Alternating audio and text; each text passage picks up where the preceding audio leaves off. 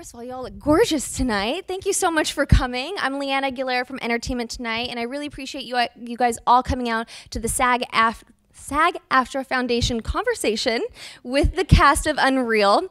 So to kick us off, we have a little bit of a Season 3 premiere update. If you have not heard by now, Season 3 will be debuting early 2018. So yes, this hiatus is a little bit everlasting. But we have the cast with us tonight, and really that's what's important. So let's bring them out right now. We have Shiri Appleby as the one and only Rachel. Constance Zimmer as Quinn. Jeffrey Bowyer-Chapman as Jay. Josh Kelly as Jeremy. And Genevieve Buechner, who plays Madison. Yes, Madison. You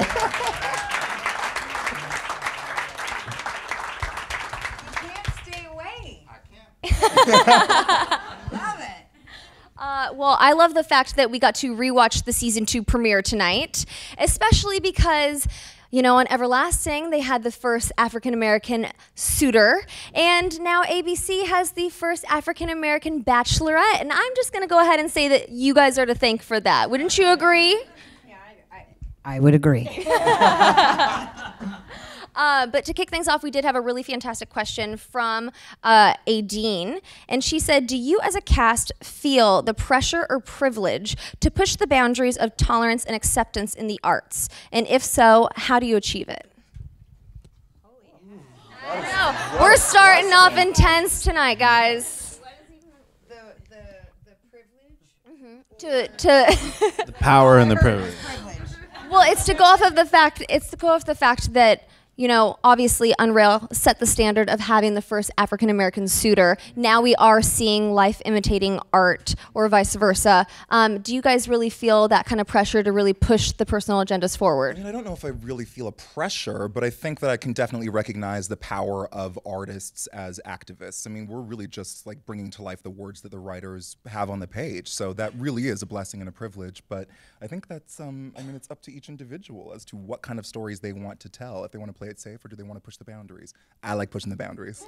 And I would also say that I don't think we are aware at all the impact that our show is having until it comes out and people start talking about it and writing about it. I think when we're actually shooting the show, we are all so deeply involved in these characters and their lives that it doesn't seem like we're doing anything out of the ordinary. It just feels like, oh my God, we're on this wacky show and it's a reality show, but we're all crazy and we're doing bad things.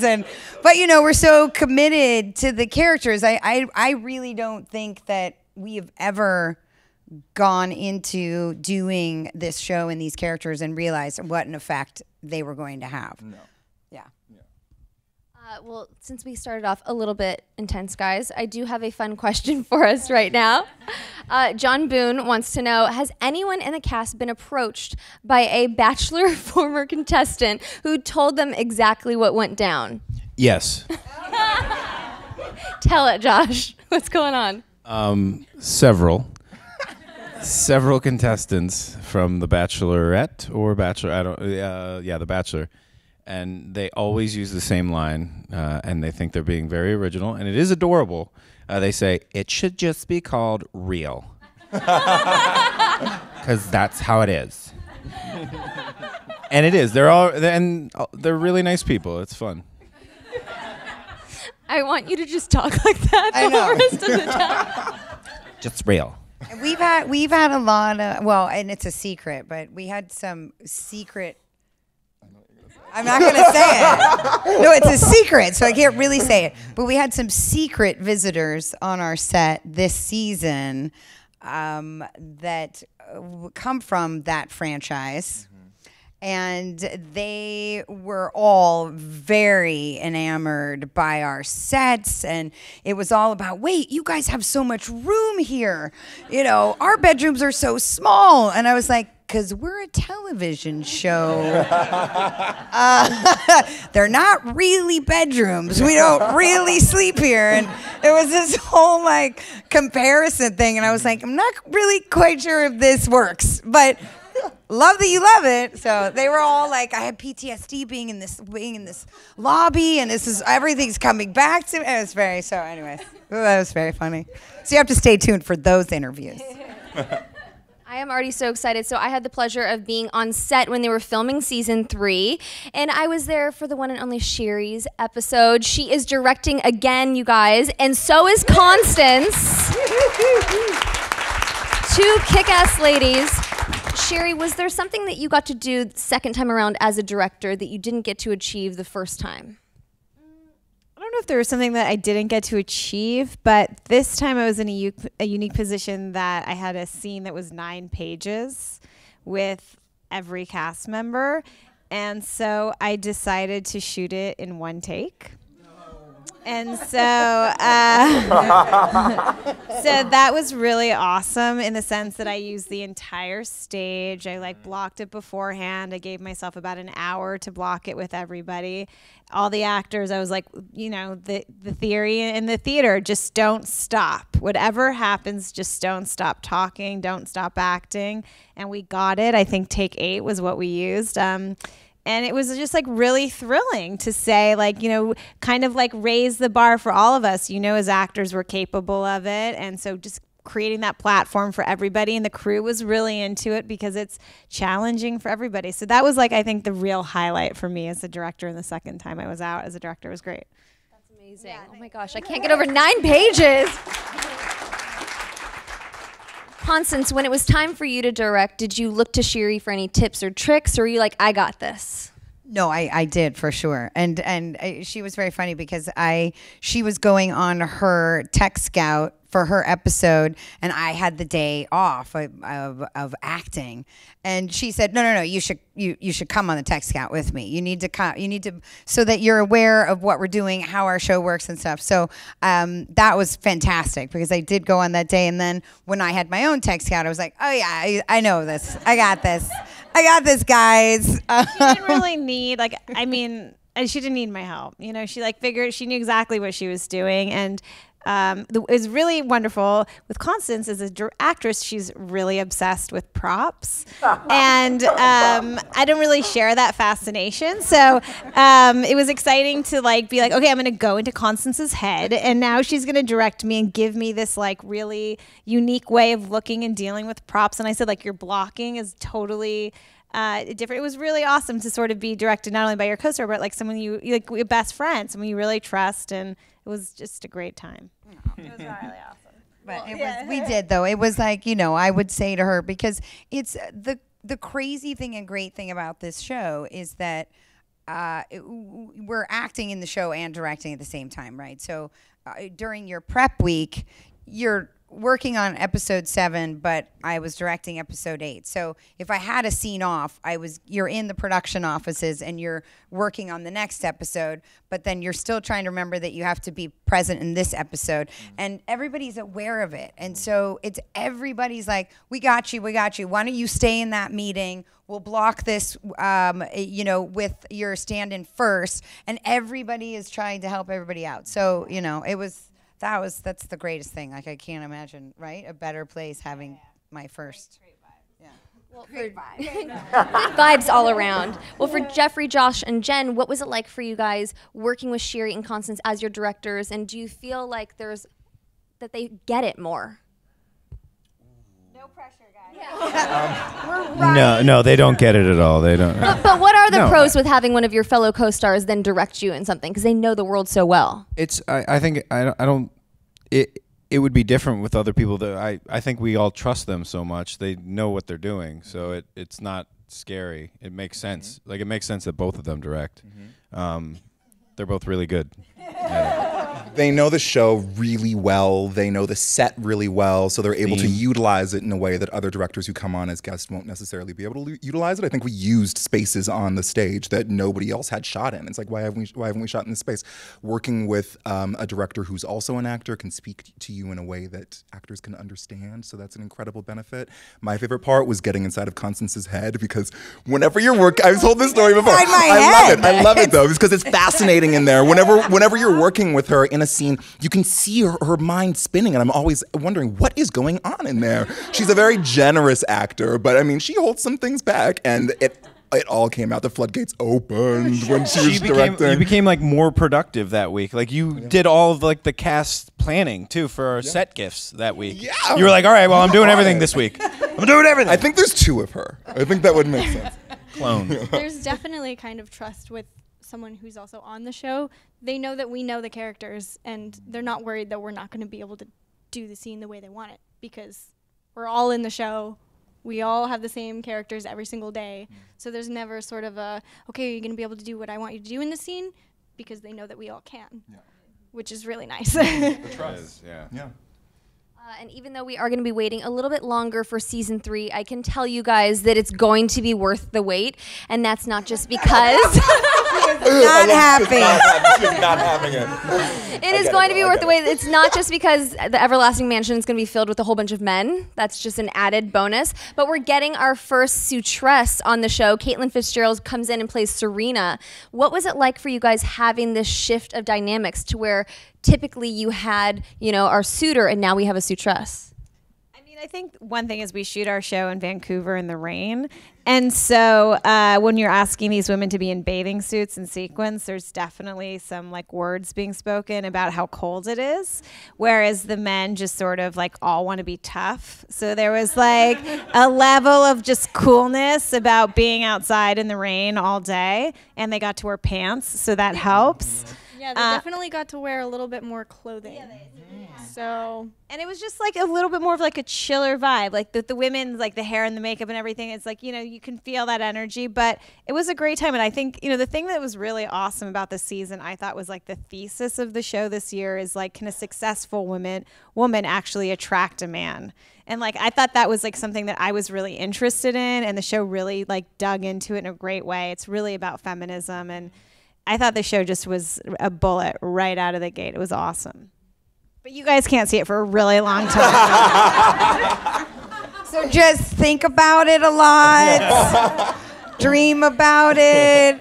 Re-binge seasons 1 and 2. Available on Hulu. Oh, sorry.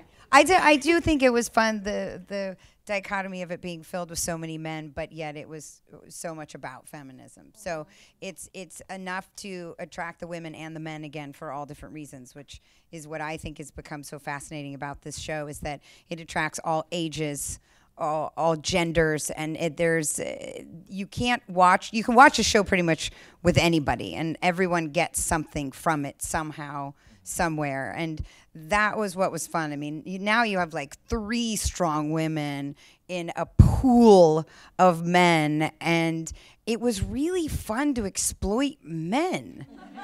Because I'm sorry, guys, but it doesn't happen very often. And it was fun to watch their reactions. I'm being exploited. I was like, yeah, how's that feel? Right.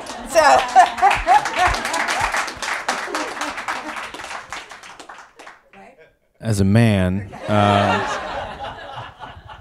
no, I do think it's funnier to watch men fall down than women. And so the Everlasting show, I think, feels lighter, which allows you to explore more things with the unreal side of everything, and it still feels comfortable because you're they're doing the fun, the guys, watching shirtless guys fall into mud is funny. It's funny. It's just funny. It is. Almost everyone on the stage we've seen have some steamy scenes. But what I want to know is, when is it Jay's turn for a love interest? Ooh, It's Jay's turn this season. Finally, Jay does get a love interest, or maybe more than one. You'll have to wait and see. He has a boyfriend, though. That was something that I wasn't actually aware. I had never thought about it until a couple of weeks ago. I was thinking every single cast member on this show has had a love scene or a love interest of some sort, except for Jay. She hooks up with everybody. Oh, yeah. Come on. Jen's is that the first love, scene. though? Yeah. I don't know if that's love. I think it was something that, it was something Madison that gets around. yeah.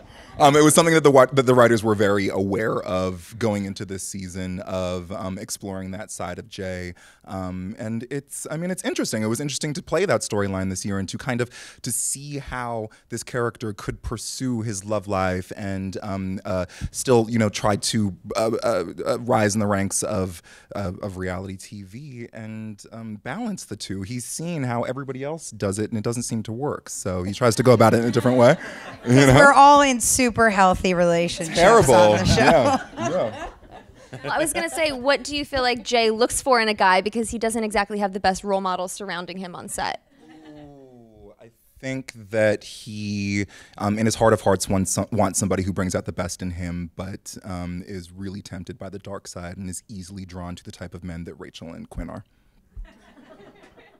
Yeah. I mean, we're good teachers. What can I say? While we're still on this love kick, ladies, what can you tease about what is coming up for your love interests or potential love interests in season 3? They have such great track records. Rachel really is more on her, it's more about her emotional journey this season, and she's like exploring why the darkness in her life and why she is the way she is. So she really kind of puts love on the back burner until the end of the season when she lets her slut out for a little bit. And then, but it's really just about her like figuring out who she is and how to better herself. Rachel and Quinn kind of swapped places a little bit sexually. I don't mean together. But I can't say much. Season 4, there you go. I think it's like after the end of last season and the deaths, I think Rachel and Quinn both reacted to it differently. Rachel goes internal and says, like, why am I continuing to find myself in these terrible situations? And Quinn sort of running away from it with drugs, sex, and men. I think that's a fair... That sounds really interesting. It didn't feel like that. That was what I was playing. No, I like it. I love it. Yeah. No, it is true. I think that she definitely was at a place where she couldn't keep it all in anymore. It had to come out somehow. And Genevieve, we got to see Madison let her hair down literally at the end of season 2, which was fantastic. And she has a bit of a skyrocketing moment with her career. What can you tease about what's coming up next for her? Madison. Oh my goodness, Madison. I swear I read the scripts and I'm like, Madison, no! But also, yeah, because that's going to be fun to do. But there might be a hair change, perhaps, maybe. And I mean, she's always just kind of doing stuff that makes you go, what, why are you doing that? How is that going to turn out? So there's a lot of fun kind of just shake your head at her as she does her thing, and it's very funny. Well, it was great in season 2 to really see when she was learning how to be a producer, her eyes lit up. She understood that she could manipulate these girls into doing her bidding, and she really, you could see like a young sense of like Rachel's hunger in her. Are we going to see that hunger continue? Oh, yes. Oh, yes, you are. There's a lot of hunger. And Josh, you're looking oh so fit, my man. Oh, thanks. But you have committed physically to playing Jeremy in such an impressive way. Talk to me about the conversations that you've had with the showrunners about how Jeremy's physical state is a reflection of his mental state. So season 2, I gained weight for the character, I think.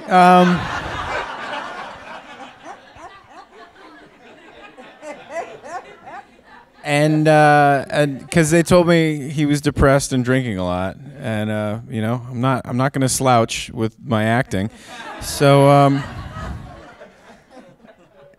I gained I gained about 50 pounds, and then for season 3 they did notify Stacy, our showrunner, messaged me and let me know that, because I had already started losing weight, but she was like, the direction that we are thinking is going to be more healthy. And so I lost 70 pounds, and I put on about 20. Yeah, I got in good shape, and I didn't take my shirt off that season at all. A little bit of BS, if you're asking me. But it was fun. Like, it's more fun when you, like, it's like you're wearing 2 costumes instead of just one, you know? And by the way, your shirts were very tight. Oh, yeah, I know. So don't worry, they're going to see it. It's more fun acting. Like, it's more fun when you do that, I think. Yeah. Well, Josh, did you have any on-set bonding with all your new male co-stars? Because they had a lot of intense activities that they would do together. They would all go tanning together at the same time. You really got the inside scoop. I did. Well, because I'm like, you guys are up in Vancouver together. Like, what do you do for fun? We all go tanning together. And I was like, oh. Did you take part in any of these outdoor activities? That's an indoor activity, actually. That's fake tanning. Spray There is no sun in Vancouver. There was snow. We were in the spray and snow. UV. Yeah, no, you don't get tan out in Vancouver. You get tan inside in Vancouver. I mean, I had a bunch of bromances. It was awesome. I had a bunch of dudes. I had a couple Freddies this season. You know, it was great. I didn't do the tanning, but you know, my loss. Keely has a question that's for Constance, but I think it'd be great for everyone. And it's, what is the best piece of advice you've ever received from another actor? What have I told you? Oh, from another actor. Oh, sorry, I just thought. What just happened? I was like, tell me right now. No, it's That'll from be you. my You advice. told me. I have one that relates. But I worked with Craig Bierko, who plays Chet on the show, when I was like about 17, and I was really just so excited that like my career was starting to move, and he was starring in this movie, and I was like talking to him about it. He said, this is the trick. Do you want to be a really good actress? I was like, yes. He said, get a good shrink. And he wasn't kidding. He was like, get a good shrink, figure yourself out, figure out what your buttons are, and like learn your psyche. And so sure enough, not too long after that, I got a good shrink. But like Craig and I talk about it on set all the time. That was some of the best advice from another actor. I would have never thought of that one. Yeah. Mine was my girlfriend and I did a TV show 11 years ago, and I did a scene and I just didn't feel like. And she came up and she was like, you guys did a really good job. And I was like, really? I didn't feel it. And she was like, no, it doesn't matter. It looked good. And I was like, oh, that's right. Like get there, figure out how to get there and live there truthfully to yourself. But if it looks good, who cares? Jeffrey, we watched you have like a little bit of an epiphany. Well, my advice the best advice I ever received, I take it from Shiri, which was get a good shrink. Some of the best acting advice I have ever received, really and truly. But the other one that I just remembered was from Constance, was from CZ. It's so simple, but it puts everything in perspective when you're in the moment on set. State the facts. That's all you have to do when you're reading a script and you feel like you can't find the flow of it, or you know there's something in your way. Just go back to the basics and state the facts. Really simple and really effective. The question was asked to you. You're welcome. I do think, because I'm like sitting here and I'm like, oh, it's a lot, right? Because a lot of times actors on sets, I think we all can probably agree, they're not very forthcoming about what can you do that's going to make you look even better than them, perhaps, right? But I would go way back to when I was doing mostly theater. And in theater, everybody's really working everything out in front of everybody. And you're all just like, how do we strip ourselves down and not judge ourselves? And I think I was in one of those circles, those silly circles that they make you do when everybody's trying to bond and all this stuff. And I remember I took like a deep breath, and the actress right across from me, she looked right at me and she goes, "Don't question yourself." And I was like, okay. I'll take that. And it was like, and I still to this day do that, like, because I always think, like, when I take that deep breath in, it is always like, am I going to question everything I'm going to do right now, or am I just going to do it and then I'll figure it out later? So that would be the best advice I was given. Mine is so simple compared to everybody, but it was when I was a kid. I think I was like 12, and it was one of the first things I'd ever done, and it was with Robin Williams, and he told me, I kept holding my breath in between my lines, and like, I was so small, I was holding my breath, and it looked like I was dying, and he was like, just remember to breathe when I'm talking. And then it made everything so much easier, and I still have to remember to do that because I still sometimes hold my breath. Simpler than you have a Robin Williams story, and you're like, yeah, well, this is simpler. No, it was just compared to their stories, this is going to be weak. Remember to breathe. That's all that it was. It was remember to breathe. Yeah, the lady in the circle was Meryl Streep, okay? Whatever.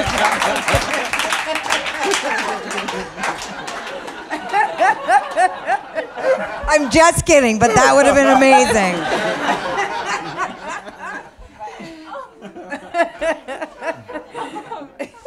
What's some of the best acting advice you ever received? You came and had a little cameo with us on the first episode of this season. It was from you. Oh, yeah? So I don't know if you saw, because it was very teeny tiny. I was in the season 2 premiere, that episode that you just watched. I was the reporter that he said, bitch, please, to. And I got my SAG card because of this show.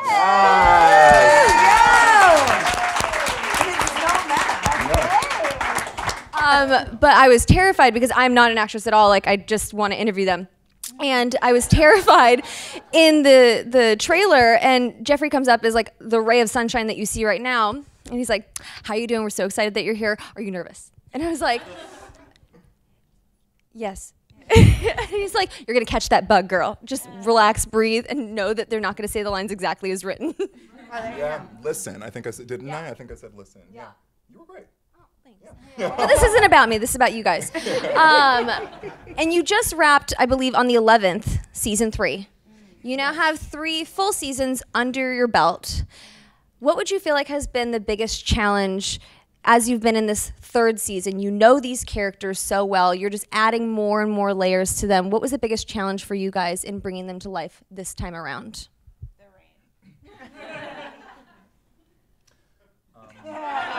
She's like, no, that's it. No, mic drop. That's it.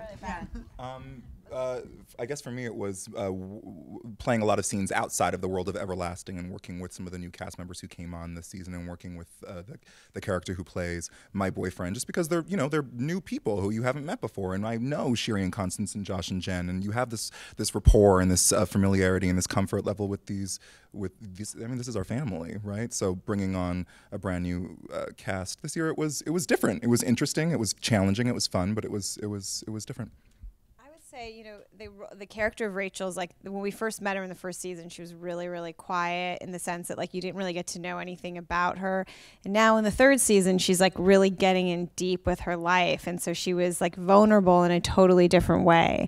And so also, how do I like show those challenges and continue to make her a strong character and not show like the weakness by like confronting all those past. So I think that was like the big challenge for me for the 3rd season, and shooting in the rain. I think I would say, like with Quinn, it was fairly similar, that we were given colors this season that we had not yet explored. And I was also very concerned, and I think I even said to Stacy at one point, our showrunner, I was like, is Quinn still mean this season? Because I feel like I'm not that mean. Because there were I had so many more valleys of lack of strength. I was losing hold of my strength, and that is hard to play when we have now developed these characters as being like, we can do this, we have these armored, nothing penetrates it, but they're allowing stuff to affect them. And so how do you continue to keep them incredibly strong characters, but show so much more vulnerability and awareness of what they're lacking in their lives, and still keep going and still fight that fight. And I did have a few moments where I was concerned that maybe I wasn't as mean as I've been in the past, and I was like, that's kind of a weird statement, but I was when I went and did ADR, and I was like, is Quinn still mean this season? Because I feel like I was so focused on making sure all the other stuff was reading as real as well. So yeah, I think we just want to make sure that we're giving everybody more and more story and more underlying emotions, and still keeping them at their core strengths. Constance, it's interesting that you said that, because for a question for you, this really helps kind of tie it in. It's a question from, quote, another badass lady, aka Kate. Nicely done, Kate. And her question is, how do you balance being a badass with being, quote, castable? I find I often intimidate the industry folks. Do you have any advice? No. It's a quality problem, is what I will say first and foremost, because once cast as a strong female, you will always play strong females. It's just the way that it goes. I'm constantly going into auditions trying to play airheads or like bubbly women, and it really bothers the people in front of me like a lot. I mean, I've had producers and directors say to me, "I'm so sorry, like you're a great actress, but I'm having a very hard time believing that you're not bright, because it's like Dana Gordon can't not be smart." And I was like, but I'm an actor. I'm here to play different characters and show different strengths and weaknesses. And it's an unfortunate thing about this business that once you find your voice, you're a little bit attached to that voice. But you also have to realize that that might be your path, and that might be the voice that you are meant to be putting out there. And so I actually tried to walk away from playing strong women for a year, and I didn't work. And I stopped and I thought, what's that value? Like what? Like, I love playing strong women. I love playing, because I am not that in real life. Like, at all. I am super insecure. I am not very smart. You're not. No. Bitch, please. We know her. She is. She's awesome. She's. See, you guys, I'm super really smart, insecure. super I needed them to tell me all of this in front of you. No, but I'm We're saying, not letting them buy this. No. This is bullshit. But I'm giving an exaggerated version of the truth. But I'm just saying. So I have now instead decided to embrace this place. I have this moment and this place and these characters that I'm given to portray, and go with it. And within those strong characters, I now find the vulnerability, and I find the humor, and I find it. So you can then just get in there. And then once you're in there, you can make those characters what you want. And the most important thing is just to get there. So don't question the path, because the path is what you need to stay on. I don't know. I just want to add to that for 1 second. We're in a time in this industry where, like, we shouldn't be waiting for somebody else to give us the role. If you have a voice and you know what it is, it's so easy to make things, and that's what the industry is responding to. So, like, do it yourself. Do you know what I mean? And people will flock to you. That's my 2 cents. Wasn't my question. It was Constance's question. No, it doesn't matter. Bumping up on it, but I just and I want to say, because you guys didn't get to answer your questions about the character changes this season. Oh, we're such a generous. Yeah, sorry. I just, you know. For Madison, she's such a dippy goofball. And from season 1, where she was, in a scene for a second and someone threw something at her and yelled at her to get out of the way, to season 2, where she's a producer. In season 2, she's still a little bit of a dippy goof who doesn't really know what she's doing and is trying. And a challenge for me this season is they gave me a lot more personal, I guess, scenes that were much heavier content and not just kind of something you can laugh at. And there were scenes that she had to make truly, like, consequential decisions, and that was how do you keep her goofy and Madison and also have all of these, you know, emotional decisions and serious conversations with people, but still have her be the same character. That was definitely the biggest one for me. It works both ways. It's like everybody always wants more than what they're given, and so you go and you create it and you make it what you want it. Right? Yeah, for me it wasn't I thought it was more of an opportunity than a challenge. It was really fun to get to have Jeremy come to terms with what he may or may not have done at the end of season 2, and it's true. Yeah. Allegedly. And it was fun. You know, I got to like bring him full circle back and have a really cool arc for Jeremy. I thought it was exciting, and that was a challenge. It was fun. We are running close out of time, but we have a couple more fan questions. Andy wants to know, and this is for everyone, who plays pranks on set? Anyone? I mean, I used to. I didn't do them this year. There were too many boys. Yeah, it's like if it's time, like I was the class clown in high school because they needed a class clown. Like if like we have Donovan and stuff. Like I got to be quiet this year. I feel like a little. Craig does a little bit. Craig Bierko, who plays Chet, he always has this like molding clay that he's constantly playing with. You've seen it. He knows. And he's I the don't class think clown. But listen. No. But he molded a nude woman's form and then left it on Jay's desk. And I arrived and about to shoot the scene. And during the scene, I looked down and saw that I had a nude woman made of clay sitting on my desk, and I saw him like winking at me from the corner of his eye. I did hide a speaker in the AD trailer, and I played Jana's. You remember Jana's ringtone, our first AD? It was the Power Rangers theme song. So I kept her when she'd get a text message, it would be like beep beep beep beep beep beep. So I hooked up a Bluetooth speaker, and so yeah, I guess I do pranks. And she thought she was going crazy for a couple hours. She kept grabbing her phone. She'd be like, who? And then Bart got in on it too. We hit 2 speakers. So, yeah, I guess I do the pranks. What do you? Josh not only does pranks, he also like dresses up a lot. What'd you dress up as that last day when you were already done? Oh, like a homo. Excuse? What did you just call me? I was gonna say a homeless trucker, and then I was gonna say a hobo. It's fine. Don't worry. It's fine. I mean, it's not. A but Homo it's fine. sapiens. I was just dressing up.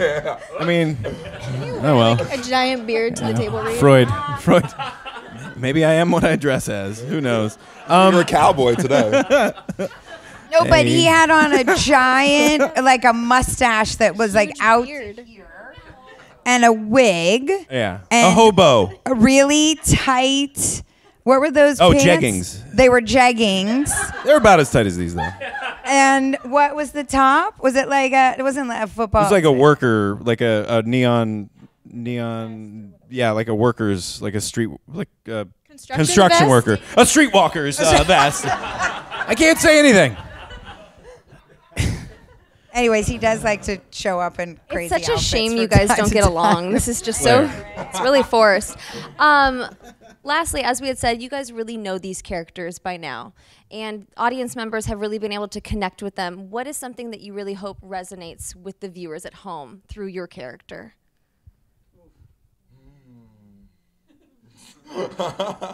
Struggling with making mistakes. For me, for Jeremy.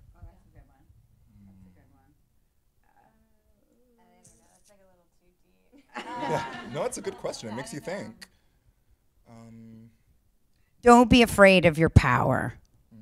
That's what I would think. Even when constantly faced with temptation to do the wrong thing, I think that we all have this like very strong moral compass within us that we choose to ignore. Don't ignore it. Listen to it. Make the right choice. You guys are just crushing it. But because I was gonna say with Rachel, it Yeah, really Madison's is. not very good. I was gonna say with Rachel, I feel like what I'm really resonating with her is that it's okay to stumble and it's okay to not be perfect all the time. I mean, yeah. Trying to help you. Yeah, thanks. I'll take it. Sold. I mean, yes. Do you guys have any bucket list items that you'd like to accomplish for Unreal? Or if you've accomplished them in season 3, or anything you want your character to do? Shoot in Hawaii. My character would really like to film somewhere nice. I think we could all say that. Yeah. Thank you all so much for coming out. Really appreciate it.